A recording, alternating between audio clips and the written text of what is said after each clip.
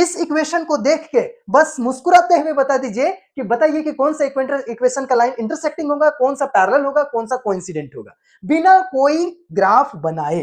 बड़ा मजा आएगा। Linear equation, linear equation, linear equation, pair of linear equation sir कैसे बनेगी, एक्स का वैल्यू वाई का वैल्यू कब कब कट जा रहा है, कभी ग्राफ इधर जाके कट रहा है, तो कभी एलिमिनेशन मेथड, सब्स्टिट्यूशन मेथड। परेशान हो गए हैं कैसे बनेगी सर कुछ क्वेश्चन समझ आ रहा है, कुछ क्वेश्चन नहीं समझ में आ रहा है, लैंग्वेज प्रॉब्लम, वर्ड प्रॉब्लम, पता ही नहीं कैसे बनेगा।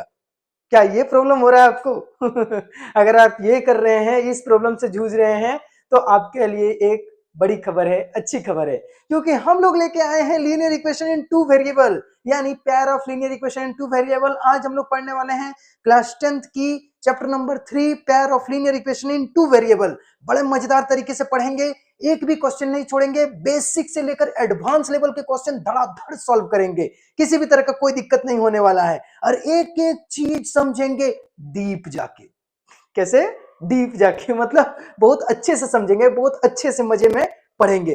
तो सबसे पहले हम लोग इस चैप्टर में पढ़ने क्या वाले हैं और क्या क्या डिलीटेड है और क्या मुझे पढ़ने हैं इस 2025-26 सेशन के लिए, बोर्ड एग्जाम के लिए। तो मैं बता दूं बच्चों आपको कि बोर्ड एग्जाम के लिए जो आपको पढ़ने हैं वो पुराने वाले बुक से नहीं, नए वाले बुक एनसीईआरटी से पढ़ने हैं, और इसमें कुछ पोर्शन डिलीटेड है। जैसे आपके जो लीनियर इक्वेशन सॉल्व करने के तरीके हैं वो 2-3 हैं, जैसे कि graphical method, substitution method, elimination method, cross multiplication method. तो क्रॉस मल्टीप्लिकेशन मेथड नहीं है, जैसा कि आप जानते हैं हम लोग 3 ही मेथड पढ़ेंगे। तो चलिए फटाफट हम लोग एक बार इसका ब्लूप्रिंट देख लेते हैं कि हम लोग इस पूरे वीडियोस में, आज के वीडियो में हम लोग क्या क्या करने वाले हैं। तो सबसे पहले पढ़ेंगे pair of linear equation in two variable कि आखिर कहते किसको है, ठीक है। और उससे पहले हम लोग जानेंगे अलजेब्रिक इक्वेशन क्या होता है, थोड़ा सा तुरंत जान लेंगे। फिर डेफिनेशन पढ़ेंगे कि आखिर definition of pair of linear equation in two variable क्या होता है, ठीक है, उसको किस तरह से डिफाइन किया जा सकता है। फिर पढ़ेंगे standard form of linear equation and its concept, आखिर pair of linear equation in two variable का स्टैंडर्ड फॉर्म क्या होता है, कैसे इसको सॉल्व किया जाए। फिर पढ़ेंगे हम लोग method of solving the linear equation, बहुत अच्छे से समझेंगे। साथ ही कंसिस्टेंट और इनकंसिस्टेंट के बारे में भी समझेंगे कि कब कोई इक्वेशन कंसिस्टेंट होता है, कब इनकंसिस्टेंट होता है। और इसके साथ साथ इसी में हम लोग ये भी समझेंगे कि दो linear equation in two variable जब रहते हैं, दो इक्वेशन, तो कब आपस में एक दूसरे को क्रॉस करते हैं, कब आपस में कोइंसिडेंट होते हैं, कब एक दूसरे के पैरेलल जाते हैं, ठीक है, ये भी समझेंगे, बिना ड्राइंग के हम लोग समझेंगे। साथ ही एक्सरसाइज के सारे क्वेश्चन सॉल्व करेंगे, ठीक है। तो चलिए फटाफट हम लोग शुरू करते हैं, जिसका नाम है linear equation in two variable, pair of linear equation in two variable. तो आज जो हम लोग पढ़ने वाले हैं बच्चों pair of linear equation two variable, उसमें उसको जानने से पहले हम लोग सीखेंगे अलजेब्रिक एक्सप्रेशन। आखिर अलजेब्रिक एक्सप्रेशन होता क्या है, अलजेब्राइक एक्सप्रेशन। तो बता दूं आपको कि अलजेब्राइक एक्सप्रेशन जो होता है बाबू, ये थोड़ा बहुत आप पहले भी सीख चुके हैं क्लास 6, 7, 8, 9 में कि अलजेब्रिक एक्सप्रेशन क्या होते हैं। अभी मैं बताऊंगा तो आपको तुरंत दिमाग में रिकॉल हो जाएगा। तो अलजेब्राइक एक्सप्रेशन जो होता है वो सबसे पहले हम लोग समझते हैं कि कांस्टेंट क्या होता है, ठीक है। तो कांस्टेंट किसे कहते हैं और वेरिएबल किसे कहते हैं। देखिए इसके नाम में ही है, कांस्टेंट क्या होता है, एक सिंबल होता है डिजिट्स का, यानी नंबर्स का, जो भी नंबर आप यूज कर रहे हैं, रियल नंबर, वो सब सारे कांस्टेंट है। अब बोलेंगे सर रियल नंबर क्या है, तो रियल नंबर सारे नंबर जो आप यूज करते हैं, 1, 2, 3, -1, 1/2, 7/2, ठीक है, 0.5, चाहे वो डेसिमल में हो, फ्रैक्शन में हो, नेगेटिव हो, पॉजिटिव हो, इंटीजर हो, होल नंबर हो, नेचुरल नंबर हो, कोई भी नंबर जो आप यूज कर रहे हैं, सब कुछ रियल नंबर है, सब कुछ क्या है, रियल नंबर है, ठीक है, चाहे वो कुछ भी हो, वो सब रियल नंबर है। और उसी को हम लोग एक कांस्टेंट के फॉर्म पर यहाँ लिखते हैं। जैसे मैं कुछ एग्जांपल्स लिख लेता हूँ, -2, 1/4, 6, 5, 0.2, ये सब क्या है, कांस्टेंट। वही बात करें हम कांस्टेंट के बाद इसकी बात करें कि वेरिएबल किसे कहेंगे, तो वेरिएबल में वो सब टर्म आएंगे सिंबॉलिकली जो अल्फाबेट के टर्म है, जैसे कि x, y, z, m, n, ये सब वेरिएबल है, ठीक है, x, y, z, m, n। अब उस अलजेब्रिक एक्सप्रेशन में मतलब जो हमें इक्वेशन लिखा रहना होगा, उसमें कौन सा वेरिएबल है वो उस समय डिपेंड करेगा, ठीक है। बाकी हम लोग जितने सारे अल्फाबेटिक टर्म है उसको अभी फिलहाल वेरिएबल कहेंगे, अभी फिलहाल, ठीक। अब ध्यान देना है, यहाँ हमने दो चीज सीख लिया, क्या कि जितने सारे नंबर्स होते हैं उसे बोलचाल की भाषा में हम लोग कांस्टेंट बोलेंगे, और जितने सारे अल्फाबेटिक टर्म है वो सब उसको बोलचाल की भाषा में क्या बोलेंगे, वेरिएबल बोलेंगे। और जब कांस्टेंट और वेरिएबल का आपस में कॉम्बिनेशन होता है, क्या होता है बच्चों, कॉम्बिनेशन किसके साथ होता है, तो कॉम्बिनेशन होता है प्लस, माइनस, मल्टीप्लीकेशन और डिवाइड के साथ। किसके साथ होता है? प्लस माइनस मल्टीप्लीकेशन और डिवाइड के साथ।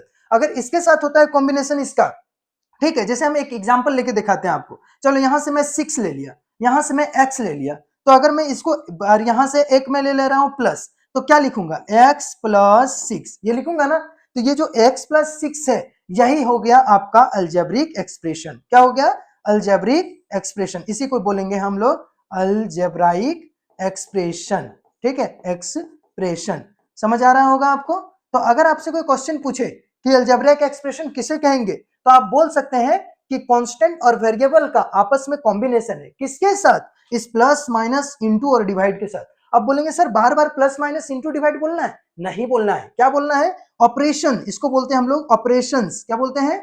ऑपरेशंस। अब ऑपरेशन वो चीड़ फाड़ वाली ऑपरेशन नहीं, जो चीड़ फाड़ करते हैं वो ऑपरेशन नहीं, ये मैथमेटिकल ऑपरेशन हो गया। मैथमेटिकल ऑपरेशन मतलब जितने सारे साइन आप देखते हैं, प्लस माइनस मल्टीप्लिकेशन डिवाइड, ये सब ऑपरेशन हो गए।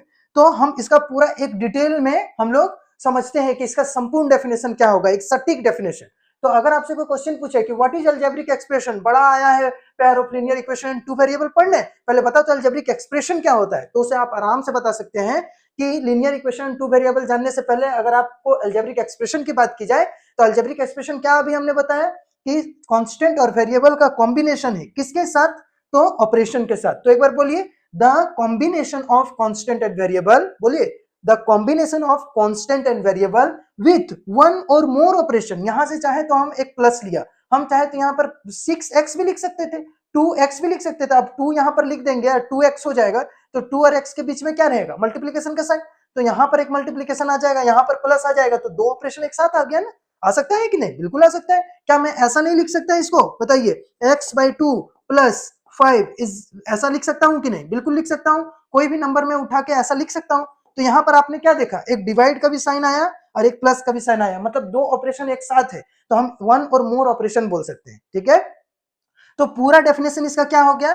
The combination of constant and variable with one or more operation is called algebraic expression. ठीक है, अब बात आता है सर अलजेब्रिक एक्सप्रेशन आप बोल रहे हैं और आपने लिखा है पहला टॉपिक अलजेब्रिक इक्वेशन, अभी दोनों क्या है? तो एक बात बता दो बाबू, अलजेब्रिक एक्सप्रेशन में, ठीक है, एक्स के वैल्यू आपके नहीं निकलेंगे। जैसे अगर मैं अलजेब्रिक एक्सप्रेशन x प्लस 6 बोलूं, तो यहां अचानक से हम बोलेंगे बताओ x का वैल्यू क्या है। अब क्या बोलेंगे बताओ? तो कुछ बोल सकते हैं सर x का वैल्यू क्या है, हमको नहीं पता। कैसे? यहाँ इक्वल टू है जो x का वैल्यू निकाल देंगे, नहीं ना। लेकिन अगर इसी में अगर मैं बोल दूं कि x बराबर यहाँ पर इक्वल टू बराबर 0 है, ठीक है, इक्वल टू बराबर क्या है? 0, और यहाँ पर मैं x बराबर अगर आपको निकालने बोले तो आप आराम से बोल सकते हैं कि x is equal two plus 6, उधर जाएगा तो माइनस 6। तो आप ऐसा बोल सकते हैं कि हाँ सर जो x का वैल्यू आया वो कितना आ गया? x is equal to minus 6। तब ये जो फॉर्मेट हो गया इक्वेशन का x plus 6 is equal to 0, यानी इक्वल टू का साइन यहाँ पे आपको देखने को मिला, इसको बोलेंगे अलजेब्राइक अलजेब्राइक इक्वेशन। बात समझ आई? अलजेब्राइक इक्वेशन और अलजेब्राइक एक्सप्रेशन में क्या अंतर है? अलजेब्राइक एक्सप्रेशन में आपको इक्वल टू नहीं देखने को मिलेगा, अलजेब्राइक इक्वेशन में आपको इक्वल टू देखने को मिलेगा। और अलजेब्राइक इक्वेशन से ही x का वैल्यू निकालते हैं, यानी y के फॉर्म में हो तो y का वैल्यू निकालते हैं, m के फॉर्म में हो तो m का वैल्यू निकालेंगे, z के फॉर्म में हो तो z का वैल्यू निकालेंगे। बात समझ आ रही है? तो अब क्या क्या आप समझे? अलजेब्रिक एक्सप्रेशन किसे कहते हैं ये जाने, उसमें कांस्टेंट वेरिएबल किसे किसे कहते हैं ये भी जाने। ठीक है, अब बात आता है कि इसमें से अलजेब्रिक इक्वेशन और अलजेब्रिक एक्सप्रेशन क्या होता है वह भी जाने। ठीक, तो यहां तक हमने क्या क्या सीखा? तो हमने सीखा कि अलजेब्रिक एक्सप्रेशन किसे कहेंगे, कांस्टेंट किसे कहेंगे, वेरिएबल किसे कहेंगे, ऑपरेशन के साथ किस तरह अलजेब्रिक इक्वेशन और अलजेब्रिक एक्सप्रेशन बनता है इसके बारे में सीखा। यानी इक्वल टू हो तो इक्वेशन बोलेंगे, इक्वल टू ना हो तो एक्सप्रेशन बोलेंगे। अब हम लोग दूसरे टॉपिक की तरफ बढ़ते हैं जिसका नाम है definition. Definition of pair of linear equation. आखिर linear equation in two variable इस चैप्टर का नाम क्यों है? ठीक है, आखिर कहते किसको है उसके बारे में चलेंगे। तो चलिए फटाफट बिना देरी किए हम लोग आ गए हैं लीनियर इक्वेशन। लीनियर इक्वेशन जानने से पहले थोड़ा सा हम लोग डिग्री के बारे में समझते हैं। आपने पॉलिनोमियल में पढ़ा होगा बेटा कि डिग्री किसे कहते हैं। मैं दो तीन इक्वेशन यहां पर लिखता हूं, आप बताइएगा कि इसका डिग्री क्या है। ठीक है, आप तुरंत बता दीजिएगा क्योंकि आपको इतना तो नॉलेज हो ही गया होगा कि डिग्री किस तरह निकाली जाती है, तो आप समझ ही गए होंगे कि डिग्री क्या है। देखिए इसका डिग्री कितना है, अब तुरंत बोलेंगे सर इसकी डिग्री क्या है? 1 है। इसकी डिग्री कितनी है? 1। डिग्री किसे कहते हैं पहले इसको समझ लेते हैं। डिग्री अगर आप जानते हैं तो ठीक है, नहीं जानते तो रिवीजन हो जाएगा। तो डिग्री किसको बोलते हैं? The maximum power of the variable of the equation. जो भी इक्वेशन आपको दिया गया है उसका जो मैक्सिमम पावर होता है उसी को डिग्री बोलते हैं, या फिर highest power of the variable of the equation. उस इक्वेशन का वेरिएबल का जो हाईएस्ट पावर है उसको डिग्री बोलते हैं। अब यहां पर देखिए मैंने एक 3 इक्वेशन लिखा, एक यहां और एक यहां। इस तीनों इक्वेशन में इस इक्वेशन का highest power of the variable कौन है? एक्स। एक्स का पावर कितना दिख रहा है आपको? 1 दिख रहा है, तो मतलब डिग्री 1। बात समझ आ रही है? यहां कितना दिख रहा है? 2, तो इसका डिग्री कितना हो गया? 2। इसका कितना दिख रहा है? 3, तो एक्स बराबर यहां पर डिग्री कितना हो जाएगा? 3। ठीक है। अब जो 1 रहता है उसको क्या बोलते हैं? लीनियर। क्या बोलते हैं? लीनियर। और जो 2 डिग्री रहता है, जिसका डिग्री 2 रहता है, उसको क्या बोलते हैं? क्वाड्रेटिक। क्या बोलते हैं? क्वाड्रेटिक, है ना। इसको बोलते हैं लीनियर और इसको बोलते हैं क्वाड्रेटिक। क्वाड्रेटिक, है ना, क्वाड्रेटिक। और इसको क्या बोलते हैं? क्यूबिक। क्या बोलते हैं? क्यूबिक। बात समझ आ रही है? तो हमें किसके बारे में पढ़ना है? हमें पढ़ना है लीनियर के बारे में। मतलब लीनियर का मतलब यह हो गया कि एक ऐसा अलजेब्रिक एक्सप्रेशन जिसके पावर, एक्स के पावर क्या रहे? 1, हमेशा 1 रहेगा। बात समझ आ रही है? हमेशा 1 रहेगा, उसी के बारे में पढ़ना है। तो लीनियर का मतलब समझ गए? लीनियर का मतलब यह हुआ कि जो भी आपको इक्वेशन दिया हुआ है, जो भी आपको इक्वेशन, उस इक्वेशन में हमेशा उसका एक्स का पावर जो है वो 1 रहना चाहिए। ठीक है? क्या रहना चाहिए? 1। वो वही रहेगा। ठीक है, क्वेश्चन में भी वही चीज दिखने को आपको मिलेगा, maximum power of the variable 1 रहेगा। अब बात आता है सर लीनियर इक्वेशन का मतलब तो समझ गए कि जिसका डिग्री क्या हो? 1 हो, उसको लीनियर बोलेंगे। लेकिन चैप्टर का नाम है pair of linear equation in 2 variable. अब पेयर तो आता है जोड़ा, ठीक है, 2 इक्वेशन होगा। लीनियर इक्वेशन मतलब मैक्सिमम पावर 1। बात समझ आ रही है? पेयर ऑफ लीनियर इक्वेशन समझ गए इन 2 वेरिएबल। अब बात आता है 2 वेरिएबल का मतलब क्या हुआ? देखिएगा 2 वेरिएबल का मतलब क्या हुआ। अगर हम बोले x + 5, इसमें वेरिएबल कितना है बताओ? x + 5 = 0। अब बोलेंगे सर 1, क्योंकि x आपने 1 लिखा है तो वेरिएबल तो यही है, 5 तो कांस्टेंट हो गया, ठीक है, रियल नंबर से। तो यहाँ पर x जो हो गया वो वेरिएबल हो गया। कितने हुए? वेरिएबल 1। यही चीज अगर मैं ऐसा लिखूं बाबू, ठीक है, कुछ भी लिखूं इस तरह से, x + y - 3 = 0। अब इसमें बताओ वेरिएबल कितना है? अब आप बोलेंगे ना कि सर 2, क्यों? क्योंकि x भी है y भी है, तो 2 वेरिएबल हो गया। बात क्लियर है? समझ में आ रही है? फिर अगर मैं बोलूं m + n - 3 या फिर -8, चलो +8 = 0, ऐसा कोई इक्वेशन लिखा, इसमें वेरिएबल कितने हैं? आप फिर बोलेंगे सर 2, कौन कौन? m और n। ठीक है, ये दोनों वेरिएबल है। अभी हम लोग अलजेब्रिक एक्सप्रेशन में यही ना पढ़े कि जितने सारे अल्फाबेटिक टर्म होते हैं वो सब क्या होते हैं? वेरिएबल। तो यहाँ आपको कितने अल्फाबेटिक टर्म दिख रहे हैं? यहाँ 2 दिख रहे हैं। ठीक है, m और n क्या दिख रहे हैं? 2 दिख रहे हैं। तो ये क्या हो गया? वेरिएबल। हाँ, अगर इसी अल्फाबेटिक टर्म को हम बोल देते ए बी और विच इज अ कांस्टेंट, तो हम नाम देके बोल रहे हैं कि ये कांस्टेंट है। बात समझ आ रही है? जैसे खीरा क्या है? खीरा है ना, खीरा जो है वो क्या है? फल है, सब्जी है, क्या है? कंफ्यूज हो जाएंगे कभी कभी आप लोग। अब कोई बोलेगा फल, कोई बोलेगा सब्जी। अभी सावन में, नवरात्रि में पूरा खीरा का यूज हुआ है। ठीक है, उस समय हम लोग प्रसादी चढ़ाते हैं तो फल के रूप में यूज करते हैं। सलाद में जब चिकन चावल बनाते हैं तब, मटन चावल बनाते हैं तब, उस समय तो खीरा का यूज करते हैं कि नहीं? तो फिर उसमें क्या है? वो सब्जी सलाद का काम कर रहा है। बात समझ आ रही है? मतलब अगर बोला जाए तो वो सब्जी है, सब्जी के फॉर्म में आ गया जब सब्जी में यूज कर लिया। बोला जाए तो वो फल के फॉर्म में आ गया जब फल में यूज कर लिया गया, है ना। उसी तरह अगर मैं बोलूं कि A B C M N ये सब क्या है, तो ये सब आपका वेरिएबल है। लेकिन अगर स्पेशली बोल दिया जाए where A = B = real numbers, तो अब ये वेरिएबल नहीं रहा। क्यों? क्योंकि बोल दिया है रियल नंबर। रियल नंबर मतलब 1 2 3 4 -5 -2 1/2 7/2। जब बोल दिया स्पेशली रियल नंबर, तो ये अब क्या ए बी सी नहीं होगा वेरिएबल। कौन होगा वेरिएबल? जो उसके साथ होंगे। अभी देखिएगा ये सब सारे कॉन्सेप्ट आपका क्लियर हो जाएगा। ठीक है, चलो, तो आप क्या क्या जान लिए? लीनियर इक्वेशन किसे कहते हैं? तो लीनियर इक्वेशन मतलब degree 1। Pair of linear equation मतलब दो अगर इक्वेशन आपको दिए गए हैं, 2 इक्वेशन, ठीक है, पेयर ऑफ लीनियर इक्वेशन मतलब एक इक्वेशन ये है x + y - 3 और एक इक्वेशन कुछ और रहेगा 2x + 3y - 8 = 0। तो ये 2 इक्वेशन हो गए आपके, है ना। तो एक पेयर हो गई, एक जोड़ा। पेयर मतलब जोड़ा, ठीक है, पेयर हर हाथ मत समझ लेना, पेयर का मतलब होता है जोड़ा। तो एक जोड़ा लीनियर इक्वेशन किसके साथ? 2 वेरिएबल के साथ, x और y, 2 वेरिएबल के साथ। तो इसीलिए इस पूरे चैप्टर का नाम हो गया पेयर ऑफ लीनियर इक्वेशन। देखो, pair of linear equation in 2 variable. Pair मतलब एक जोड़ा, लीनियर मतलब पावर 1 वाला। लीनियर इक्वेशन इन 2 वेरिएबल मतलब जब भी क्वेश्चन दिया रहे, इक्वेशन दिया रहे, उसमें 2 वेरिएबल होना ही चाहिए। x और y के साथ रहे, m और n के साथ रहे, x और y z के साथ रहे, y और z के साथ रहे, p और q के साथ रहे, कोई दिक्कत नहीं, लेकिन 2 वेरिएबल होना चाहिए। अब आपको पूरी तरह समझ में आ गया होगा कि इस चैप्टर का नाम क्यों pair of linear equation in two variable. Clear है? अब आगे की ओर हम लोग चलते हैं। यहां तक हम लोग बेसिक समझे, ठीक है। अब आते हैं डेफिनेशन, ठीक, मैं इसको अभी मिटा देता हूं। अब आते हैं डेफिनेशन में कि आखिर इतना समझने के बाद हम लोग डेफिनेशन में सीखे क्या, ठीक है। तो देखिए, एक होता है कि कैसे डिफाइन किया जाए, ठीक। तो देखिए, अगर डिफाइन की बात किया जाए तो हम अगर एक इक्वेशन लिखे 2x plus 5y is equals to 10, तो यहां पर देखिए ये x है, ये y है ना। अब हर बार तो 2 नहीं रहेगा, या हर बार तो 5 नहीं रहेगा, रहेगा क्या? नहीं रहेगा। और या फिर हर बार तो 10 नहीं रहेगा, हर एक इक्वेशन में ये चीज होगा क्या? जरूरी तो नहीं है। जरूरी है क्या? नहीं है। तो फिर इसको स्टैंडर्ड फॉर्म में कैसे लिखे? बात आता है कि इसको लिखे तो स्टैंडर्ड फॉर्म में कैसे लिखे। तो क्या मैं 2 के बदले a लिख सकता हूं? जब a के बारे में हम a इज इक्वल्स टू 2 बोलेंगे तो 2 होगा, a इज इक्वल्स टू 5 बोलेंगे तो यहाँ 5 आ जाएगा, a इज इक्वल्स टू -3 बोलेंगे तो -3x आ जाएगा, a इज इक्वल्स टू कुछ भी बोले वो आ जाएगा। क्या हम इस 5 के लिए b नहीं लिख सकते हैं? लिख सकते हैं ना। और इस 10 के लिए इधर ले आके इसको c भी लिख सकते हैं, जैसे ये वाला 10 इधर नहीं लिखते, ठीक है, हम ऐसे लिख देते, ये 10 को इधर ले आते -10 इज इक्वल्स टू 0, तो इस 10 के लिए मैं c लिख देता तो कोई दिक्कत नहीं ना। अब अगर इसको स्टैंडर्ड फॉर्म में लिखा जाए तो क्या बनेगा? इसके लिए a ax तो एज इट इज रहेगा, ax प्लस इसके लिए प्लस है तो प्लस दे दिया, इसके लिए b, ये y एज इट इज रहेगा, है ना, प्लस c। अब बोलेंगे सर प्लस c क्यों, यहां तो माइनस दिया, उससे कोई मतलब नहीं है, -10 c की जगह रखा हुआ है इसीलिए माइनस है, अगर +10 रखा रहता तो प्लस c रहता, कोई दिक्कत नहीं, ठीक है। तो plus c is equal to 0। तो ये जो आपका इक्वेशन बना, ये जो इक्वेशन बना आपका, ठीक है, कौन सा?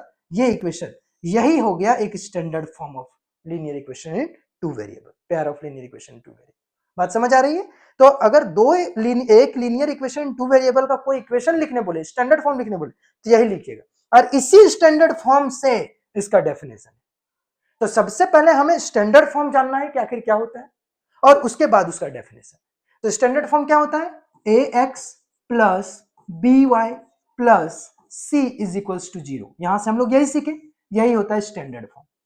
अब इस स्टैंडर्ड फॉर्म में कौन क्या है, पहले इसको समझ लेते हैं, उसके बाद हम लोग फिर डेफिनेशन पढ़ेंगे, तब ज्यादा समझ में आएगा। इस स्टैंडर्ड फॉर्म में a, यहां पर a जो है वो कोई भी कांस्टेंट है, b जो है वो कोई भी कांस्टेंट है। अब कांस्टेंट का मतलब कोई भी रियल नंबर है, बात समझ रहे हैं, कोई भी रियल नंबर 1/2 3/2 0.5 -1 2 कुछ भी रहे, है ना।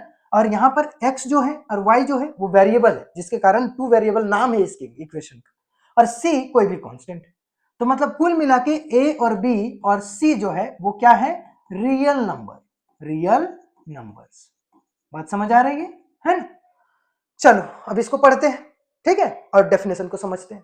तो देखिए, एन इक्वेशन, एक ऐसा इक्वेशन ऑफ द फॉर्म, जो फॉर्म में हो ax plus by plus c is equal to 0 where a b c are real numbers. दिया भी गया भी है कि a b c are real numbers. Real number मैंने अभी जो आपको बताया, कोई भी -2 -3 1/2 5/6 कुछ भी रहे, ठीक है, 0.5 कुछ भी रहे, रियल नंबर्स, ठीक है। ये वाला हम समझाते हैं कि क्यों लिखा गया है। a is equal to not 0, यहाँ 0 होगा, a इज इक्वल टू कभी 0 नहीं होगा, एंड ना कि b is equal to 0, b भी 0 नहीं होगा। Is called the, is called दो बार लिख दिए हैं, अच्छा, is called a linear equation in two variable, उसको बोलेंगे लीनियर इक्वेशन टू वेरिएबल, किसके साथ? x and y। बात समझ आ रही है? चलिए अब देखते हैं कि a is equal to not 0 और b is equal to not 0 क्यों लिखा गया है ना। एक बात बताइए, अगर a को हम 0 रख दे और b को भी अगर 0 रख दे तो x रहेगा, 0 गुना x बराबर एक, खत्म, ये पूरे खत्म। क्योंकि 0 एक ऐसा प्राणी है जो उसके साथ कोई भी आएगा पूरा वैल्यू 0 कर देगा। अब प्राणी नहीं है ऐसा डिजिट है जिसके साथ कोई भी वेरिएबल कांस्टेंट किसी को भी रखे वो खुद को 0 कर देगा, और जब 0 हो गया तो फिर x रहा कहां। यहां पर भी अगर हम 0 रख दें तो y पूरा खत्म हो जाएगा कि नहीं, तो बचेगा c, और c को फिर pair of linear equation two variable कैसे बोलेंगे। यहाँ वेरिएबल का तो बात ही खत्म हो गया, वेरिएबल रहा ही नहीं, खत्म, उसका संस्कार हो गया, है ना। तो खत्म जब हो गया तो फिर पेयर ऑफ लीनियर इक्वेशन कैसे रहा? नहीं ना रहा। तो इसीलिए यहां पर लिखा गया है कि a कभी 0 नहीं हो सकता और b कभी 0 नहीं हो सकता। हाँ, c 0 हो सकता है, उसके बारे में चर्चा नहीं की गई है, c 0 हो सकता है। चलो कैसे c 0 हो सकता है वो भी आपको समझाते हैं, ठीक है। देखिए, अगर मैं ऐसा बोलूं कि ax plus by plus c is equal to 0, है ना, तो क्या ऐसा नहीं हो सकता कि c0 यहां लिखे, मैं एक क्वेश्चन लिखता हूं 5x plus 4y plus 0 is equal to 0, तो इसको नॉर्मली मैं क्या लिखूंगा बताइए, 5x plus 4y is equal to 0। तो यहां पर भी तो एक इक्वेशन ये बना जिसमें से आपका दो क्या आ गया, वेरिएबल आ गया और कांस्टेंट भी आ गया, यानी ए और बी आ गया। सी नहीं है तो सी नहीं है तो उसको जीरो तो कह ही सकते हैं। सी नहीं है तो आपस में अगर मैं बोलूं कि यहां पर 5 है तो 5 को नहीं लिख सकता हूं, 5 प्लस 0 लिख सकता हूं कि नहीं लिख सकता? लिख सकता हूं। तो जीरो कहीं नहीं है तो उसको आपस में हम जीरो कह सकते हैं। ठीक है, तो मतलब सी जीरो हो सकता है, उससे linear equation in two variable को कोई अंतर नहीं पड़ता। ठीक है, उससे उसका कोई फॉर्मेट चेंज नहीं हो जाएगा। बात समझ आ रही है? हाँ, फर्क बस इतना रहे कि वहां सी के जगह में जीरो हो। ठीक, वो जीरो भी हो सकता है, कोई नंबर भी हो सकता है, कुछ भी हो सकता है। ये जीरो भी हो सकता है, 8 भी हो सकता है, 9 भी हो सकता है, 18 भी हो सकता है, कुछ भी हो सकता है। सी के बारे में कोई चर्चा नहीं, लेकिन कभी भी ए और बी जीरो नहीं होगा। अगर ए जीरो हो जाएगा तो पूरा एक्स ही खत्म, तो बचेगा क्या? सिर्फ वाई वाला, तो एक ही वेरिएबल बचा। अगर वाई जीरो हो जाएगा तो पूरा वाई ही खत्म, तो बचेगा क्या? ये पूरा खत्म, तो सिर्फ ये बच जाएगा। इसीलिए यहां पर लिखा है a is equal to not zero, b is equal to not zero. बात समझ आ गई? तो पूरा इक्वेशन, पूरा क्या बोलते हैं उसको, डेफिनेशन एक बार और अच्छे से पढ़ लेते हैं हम लोग। An equation of the form ax plus by plus c is equals to 0 where a, b and c are real numbers, ठीक है, where a is equals to not 0, b is equals to not 0 is called a linear equation in two variable x and y। x और y के बारे में बात की गई, इसलिए x and y, या फिर डायरेक्ट आप linear equation in two variable यहां तक बोल सकते हैं। बात समझ आई? तो एक एग्जांपल ले लिए, x plus 2y is equals to 3। यहां पर x क्या है? वेरिएबल, y क्या है? वेरिएबल, और c क्या है? कोई भी वो c, यानी ये c, ठीक है, कांस्टेंट। बात समझ आया? यहां पर अगर आपको पूछ दिया जाए कि बताओ ए बी कौन है ना, तो ए बी कौन है? अगर इसको मैं इधर ले आऊं तो x plus 2y minus 3 equal to 0, ऐसा हो जाएगा। तो x कौन है? ए, यहां पर कुछ नहीं है, तो इसको हम स्टैंडर्ड फॉर्म के जैसा लिख लेते हैं पहले, ठीक है, स्टैंडर्ड फॉर्म इसके साथ लिख लेते हैं, a x plus b y plus c is equal to 0। अब देखो इन दोनों को आपस में एक दूसरे के साथ कंपेयर करते हैं, तो यहां पर अगर आप देखें तो आपको पता चलेगा यहाँ ए के लिए कौन आया है? कुछ नहीं है ना, ए के लिए 1 आया है, ए बराबर 1, क्योंकि यहाँ कुछ नहीं है मतलब 1 है। बी के लिए कौन आया है? देखिए तो कौन आया है? 2, तो बी बराबर 2। सी के लिए कौन है? बोलो, -3 है, तो सी के लिए -3। तो अगर कोई इक्वेशन दे दे और आपको बोले कि बताओ इसमें से ए बी सी कौन है, अभी आएंगे एक्सरसाइज में, यही सब क्वेश्चन है, ठीक है, तो आपको ये सब चीज करनी है। चलिए इसके बाद हम लोग नेक्स्ट स्लाइड की ओर आगे बढ़ते हैं। नेक्स्ट स्लाइड में आपको एक चार्ट दिख रहा होगा बाबू, ये चार्ट जो है आपका एनसीईआरटी बुक से लिया गया है, यानी एनसीईआरटी बुक में आप ये चार्ट देख रहे होंगे। अब आपको ये चार्ट देख के कभी कभी लगता होगा सर याद कैसे रखे, देखिए बड़ा आसान तरीका है याद करने का, वो अभी हम लोग सीखेंगे। पूरा बने रहेंगे पूरे वीडियोस में, आपको पूरा मजा आएगा, पूरा अच्छा लगेगा और पता भी चलेगा कि आखिर कैसे याद करना है, ठीक है, ये चुटकियों में याद हो जाएगा सब। देखिए, तो इस चार्ट को समझने से पहले हम लीनियर इक्वेशन के कुछ स्टैंडर्ड फॉर्म लिखते हैं और उसके दो इक्वेशन लिखने की कोशिश करते हैं, ठीक है। तो चलिए अभी आपने सीखा ना स्टैंडर्ड फॉर्म किसे कहते हैं, तो बताइए। एक लीनियर इक्वेशन में लिखता हूं, बताइए क्या लिखूं? ठीक, यहाँ एक लीनियर इक्वेशन लिखता हूं, ठीक है, बताइए a x plus b y plus c is equals to 0, एक लीनियर इक्वेशन लिख दिया, इसको इक्वेशन नंबर 1 मान लेते हैं, इक्वेशन नंबर 1, ठीक है। फिर दूसरा इक्वेशन लिखते हैं, ठीक, a x plus b y plus c is equals to 0, ठीक है। अब आप बोलेंगे सर दोनों तो एक ही लिख दिए लिख दिए एक ही, क्यों? क्योंकि स्टैंडर्ड फॉर्म यही होता है, तो दूसरा क्यों लिखूं? अब आप फिर हम बोले कि दो लिखना है, तो दो तो पता नहीं चल रहा है, पता तो कैसे चलेगा कि कौन एक है कौन दो? तो इसका हम नेमिंग कर देते हैं, क्या कर देते हैं? नेमिंग। क्या क्या? a1x plus b1y plus c1 equal to 0, a2x यहां पर 2 लिख देता हूं, ठीक, देखिए ध्यान से, a2x plus b2y plus c2 equal to 0, है ना, ये इक्वेशन नंबर 2 होगी।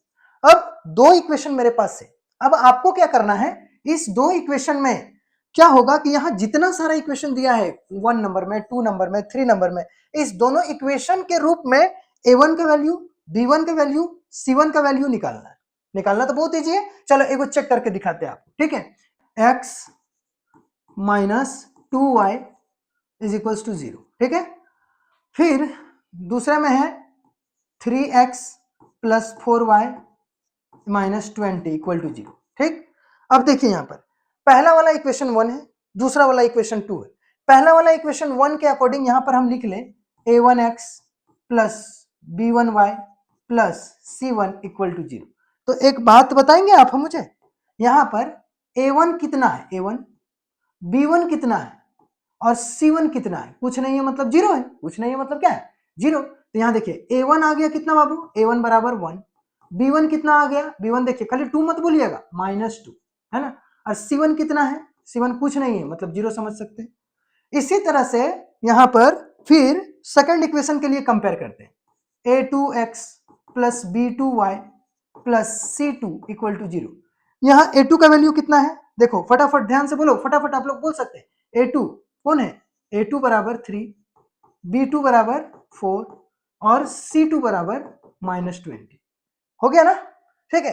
अब आपको क्या करना है, इसमें a1 bye a2, b1 bye b2 और c1 बाय c2 का वैल्यू निकालना है। क्यों निकालना है, देखिए इसका क्या कारण, इस पूरे प्रोसेस से, इस पूरे चार्ट में हम लोग बिना ग्राफ खींचे बता पाएंगे कि आखिर में दोनों जो इक्वेशन है वो एक दूसरे को कितने पॉइंट पर काट रहा है, कि आखिर ग्राफ कितने तरह से बन दे, 3 तरह से। अगर 2 लाइन हम ऐसे खींच दे और बोले कि हमने 2 equation of line, equation number 1 और इक्वेशन नंबर 2 का लाइन खींच रहा हूं, तो 2 इक्वेशन नंबर 1 और इक्वेशन नंबर लाइन का 2 का लाइन 3 तरह से बन सकता है। क्या क्या पता है, पहला इक्वेशन नंबर 1 ऐसा हो सकता है और इक्वेशन नंबर 2 ऐसा हो सकता है, ठीक है, जो कि आपस में एक दूसरे को सिर्फ और सिर्फ एक पॉइंट पर काटा, ठीक है, एक दूसरे को कितने पॉइंट पर टच किया, एक पॉइंट पर, सिर्फ एक पॉइंट पर।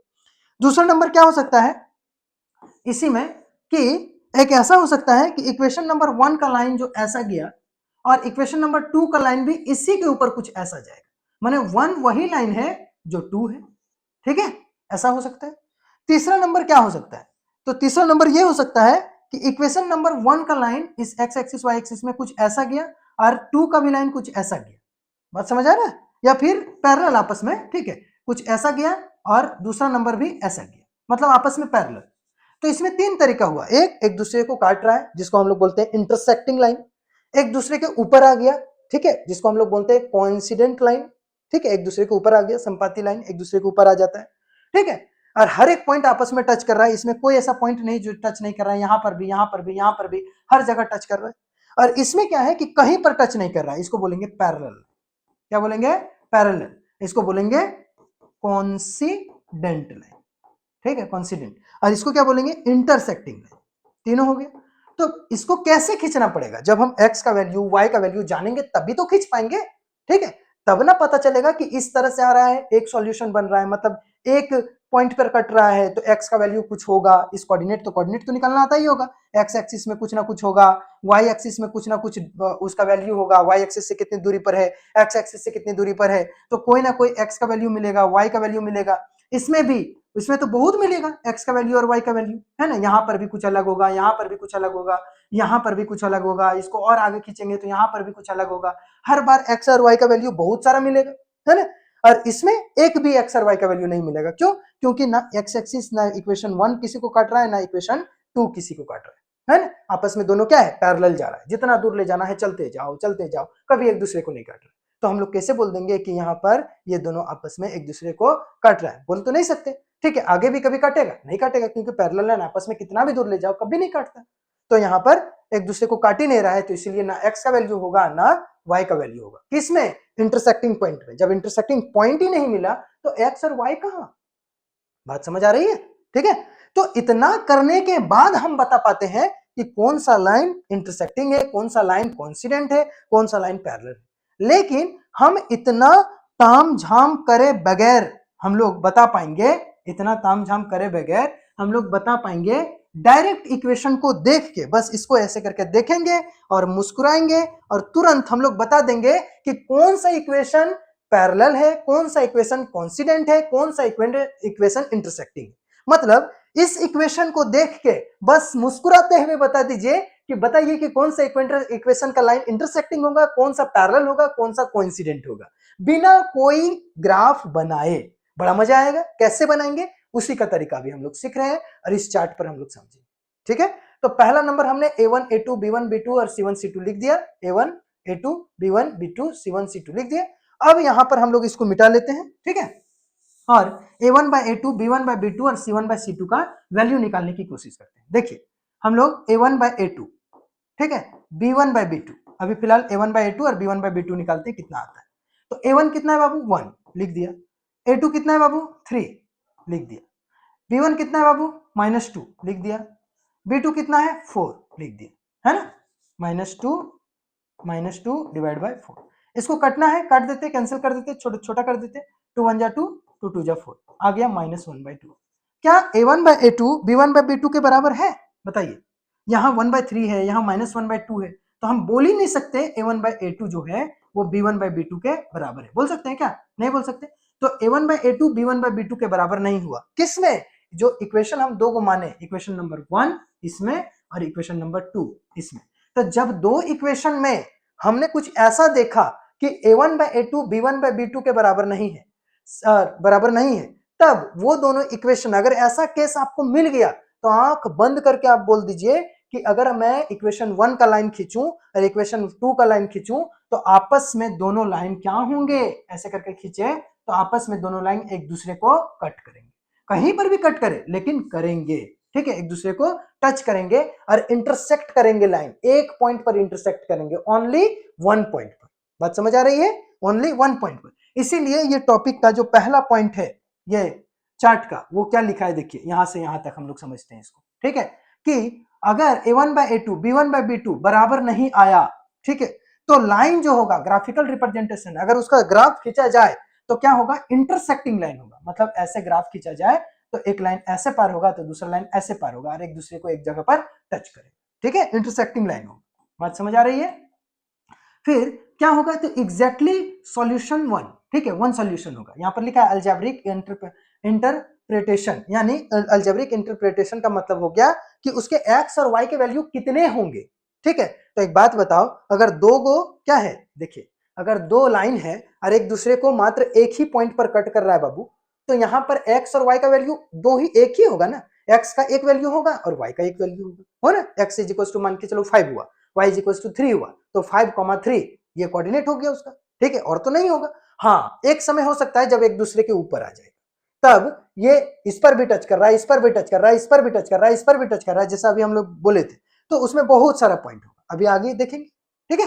तो यहां पर हमने क्या समझ लिया कि if A1/A2 is not equal to B1/B2 then line is intersecting और solution 1 unique solution, exactly 1 solution. बात क्लियर है। अब दूसरे नंबर की ओर आते हैं, ठीक है। दूसरा नंबर में क्या है, हम लोग इसको मिटा देते हैं, है ना, इसको अगर लिखना है तो आप लिख सकते हैं।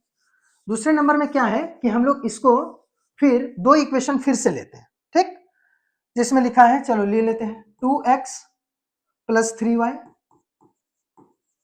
है ना, -9 इक्वल टू 0, फिर है 4x plus 6y, 4x plus 6y -18 equal to 0, ठीक।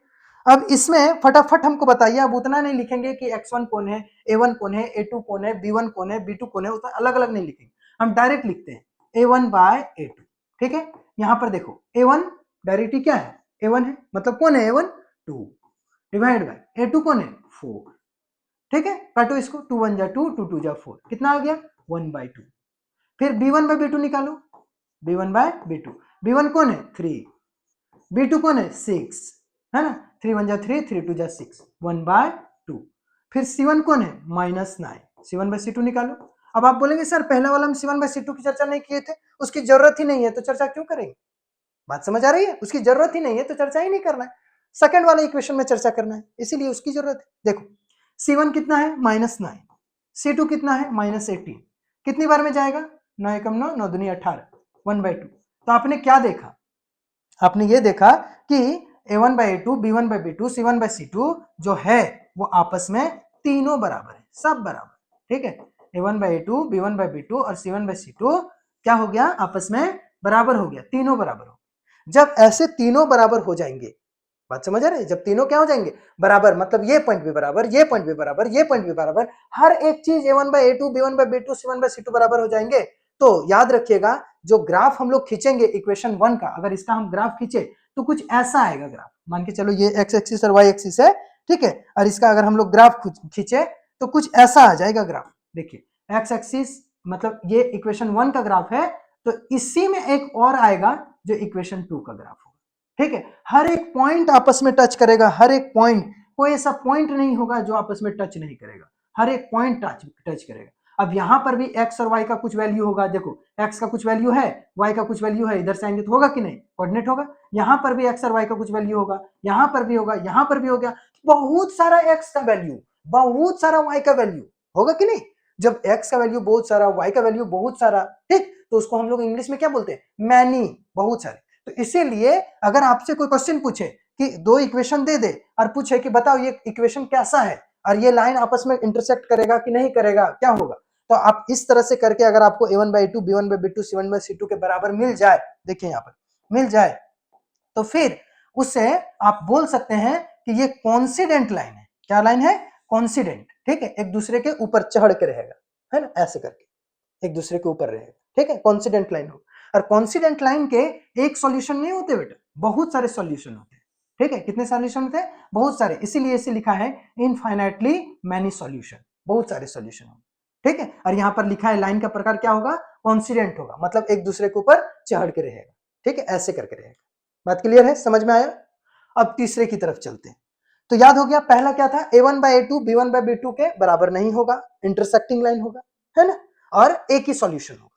दूसरा क्या था, a1/a2 b1/b2 b1/b2 and is equals to c1/c2 मिले तो एक दूसरे के ऊपर चढ़ के रहेगा, यानी कॉन्सिडेंट बोलते हैं इसको इंग्लिश में, ठीक है, संपाती बोलते हैं हिंदी में, ठीक है, एक दूसरे के ऊपर रहेगा और उसके बहुत सारे सॉल्यूशन होंगे, क्योंकि यहां भी टच कर रहा है, यहां भी टच कर रहा है, यहां भी टच कर रहा है, हर जगह टच कर रहा है, तो बहुत सारे मैनी सॉल्यूशन होंगे।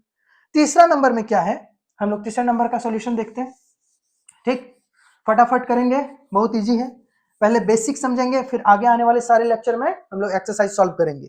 यही चीज रहता है हर वीडियो में, पहले बेसिक, पहला बेसिक वीडियो बहुत देखना जरूरी है, नहीं तो फिर आगे प्रॉब्लम होगी। लगेगा कभी कभी कि ये सब तो हम जानते हैं, लेकिन बहुत कुछ सीखने को नया नया चीजें मिलती है।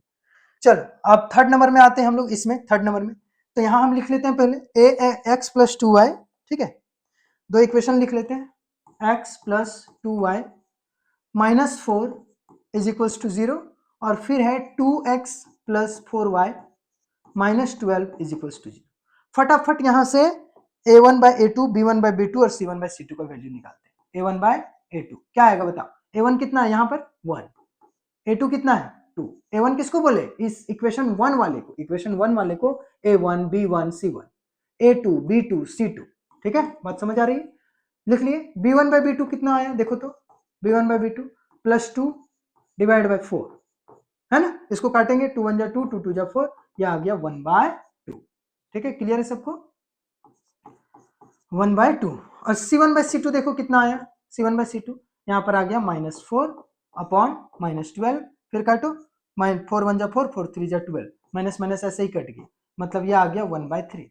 तो आपको क्या देखने को मिला, अब आप बोलेंगे सर हाँ मुझे देखने को मिला कि a1/a2 जो है वो b1/b2 के तो बराबर आ गया, है ना, लेकिन नहीं बराबर आया किसके, देखो b1/b2 बराबर, लेकिन नहीं बराबर आया, नॉट इक्वल टू c1/c2, ये बराबर नहीं आया। तो जब a1/a2 b1/b2 के बराबर रहे लेकिन नॉट इक्वल टू c1/c2 रहे, तब कैसी लाइन होंगी, तब कुछ ऐसा होगा, देखो बाबू, ये x एक्सिस, ये y एक्सिस, और लाइन कुछ ऐसा होगा। अभी हम लोग जब ग्राफ पढ़ेंगे ना उस समय खींच के दिखाएंगे आपको, ऐसा होगा लाइन, ठीक है, ये इक्वेशन 1 का लाइन हो गया, ये इक्वेशन 2 का लाइन हो गया, क्या आपस में एक दूसरे को टच कर रहा है, नहीं कर रहा है ना, आपस में क्या है, पैरेलल है, लाइन क्या होंगे, पैरेलल होंगे, बात समझ आ रही है। अब जब लाइन ही पैरेलल हो गया तो आपस में जब टच ही नहीं कर रहा है, कहीं पर टच नहीं कर रहा है, तो लाइन क्या हो गए, पैरेलल हो गए। और जब लाइन पैरेलल कहीं पर टच नहीं कर रहा है तो एक भी सॉल्यूशन होगा एक्स का और वाई का, कभी नहीं होगा, तो इसीलिए इसको बोलेंगे नो सॉल्यूशन, क्या बोलेंगे, नो सॉल्यूशन, बात समझ आ रही है। एक्स का कोई भी सॉल्यूशन नहीं, वाई का कोई भी सॉल्यूशन नहीं, ना एक्स का कोई वैल्यू ना वाई का कोई वैल्यू, कोई भी वैल्यू नहीं मिल रहा है मुझे, कब, जब दो लाइन आपस में पैरेलल हो तब। तो जब कोई भी वैल्यू नहीं मिल रहा है तो सॉल्यूशन होगा, सॉल्यूशन माने एक्स और वाई का वैल्यू होगा, नहीं होगा, इसीलिए इसको बोलते हैं नो सॉल्यूशन। और ग्राफिकल मेथड में क्या बोलेंगे, लाइन कैसा होगा, तो पैरेलल होगा, बात समझ आ रही है। कंडीशन क्या है, a1/a2 is equals to b1/b2 but not equals to c1/c2, बात क्लियर हो गया, समझ में आया। तो चलिए 3 नंबर हम लोग समझ गए, देखिए यहां पर लिखा भी कि a1/a2, देखिए a1/a2 b1/b2 के इक्वल है but not equal to c1/c2, तो लाइन पैरेलल होंगे और इसका जो सॉल्यूशन होगा वो होगा ही नहीं, नो सॉल्यूशन, मतलब कहीं पर भाई आपस में टच नहीं कर रहा है, यही कॉन्सेप्ट आपको समझना था। तो इस टॉपिक को समझने के लिए कि कौन सा linear equation on two variable, दो इक्वेशन आपस में कंसिस्टेंट होंगे और इनकंसिस्टेंट होंगे, वो चीज हम लोग अभी कैसे समझेंगे, पहले ये बात करते हैं, ठीक है। तो यहाँ हम लोग एक टॉपिक दे देते हैं कंसिस्टेंट, ठीक। कंसिस्टेंट क्या होता है, ये बड़ा परेशान करता है लोगों को, लेकिन है बहुत इजी, ठीक।